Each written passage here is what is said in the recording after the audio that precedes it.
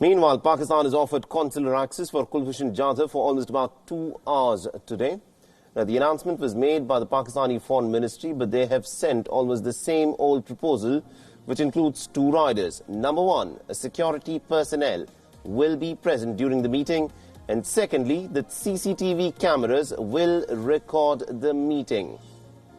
Now, India had rejected these conditions earlier on the ground that it was not in line with the Vienna Convention on the issue of consular relations. Now, as per sources, the Indian Ministry of External Affairs had said that their position on the access has already been quite clarified. It wants nothing short of unimpeded and unrestricted access, and they don't want the recordings to be recorded on a CCTV camera, nor do they want a Pakistani official to be present at the time when Kulbhushan Jadhav is given consular access.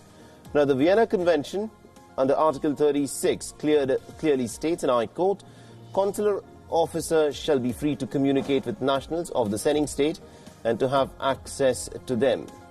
But the fact that a Pakistani officer will be present means that Pakistan is contravening the convention. Now, on the 17th of July, in its verdict, the President of the International Court of Justice, Abdul Khawi Ahmed Yusuf, had said that the Islamic Republic of Pakistan is under an obligation to inform Kulbhushan Jadhav of his rights and also to provide consular officers access in accordance with Article 36 of the Vienna Convention. The court also unanimously has found that it had jurisdiction in the case and by a vote of 15-1 pronounced its verdict, with the sole dissenting judge being the ad hoc judge Tusadduq Hussain Jilani, who is the former Chief Justice of Pakistan.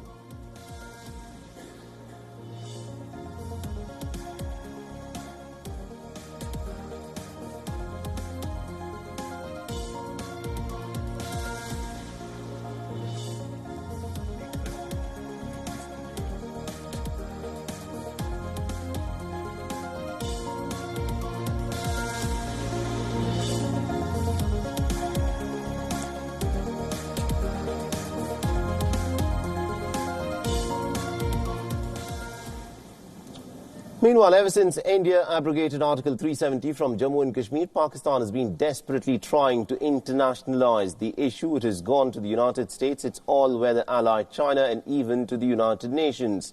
Now, in its latest attempt, Pakistan has raised the Kashmir issue at a meeting to discuss sustainable development goals in the Maldivian parliament, the Majlis. Now, Qasim Suri, the Deputy Speaker of the National Assembly of Pakistan, tried to raise the Kashmir issue in presence of many South Asian leaders. He said that Kashmiris were facing oppression and injustice on an unprecedented scale and that their situation could not be ignored. Now, India's Deputy Chairman of the Rajya Sabha, Harivansh Narayan Singh, responded to this very strongly. He made it abundantly clear that Kashmir was an internal issue of India and could not be raised at an international forum. Now, Singh also targeted Pakistan for supporting and promoting terror from its grounds. Bashing Pakistan, he said that a country that perpetrated genocide of its own people simply has got no moral rights to speak on the issue of human rights in another nation. Take a listen. We strongly object to the raising of internal matter of India in this forum. We also reject the politicization of this forum by raising issues which are extraneous to the theme of this summit.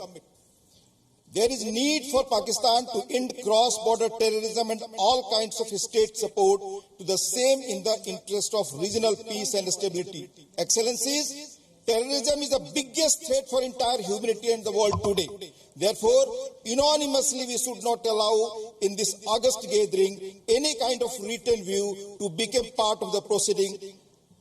Again, sir, Excellency Speaker, Mohammad Nasir Sahab, Maldiv Majlis, and Excellency and Secretary General IPU, Mr. Martin, yours repeatedly and categorical statement that this forum or summit is only meant to discuss SDG. This should not be the part of proceedings, sir. I strongly object to be deleted this part. Now, the heated exchange between the two resulted in ruckus in the Majlis. Now, the Speaker of the Maldivian Parliament had to then scream multiple times to get the House back in order. Now, Pakistan has, of course, been trying pretty hard to push the Kashmir issue by painting a false picture of the human rights conditions in India. But till now, all its claims have fallen flat. The Pakistani government is in fact under the pump, especially after the forced conversion and marriage of a Sikh girl in Pakistan.